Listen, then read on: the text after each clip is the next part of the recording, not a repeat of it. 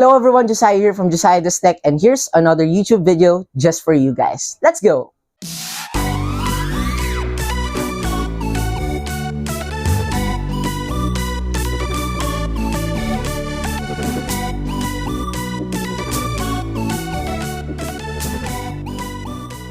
On the latest uploads here in my YouTube channel, I tackled all about cable management and the necessary things that you want to consider when upgrading your PC setup. And of course, what you can find here in my personal setup. So you can be inspired as well into upgrading your personal setup. Now, this is actually a continuation to that video because of today's sponsors. This video is brought to you by our sponsors, which is Deepcool Philippines. Let's go!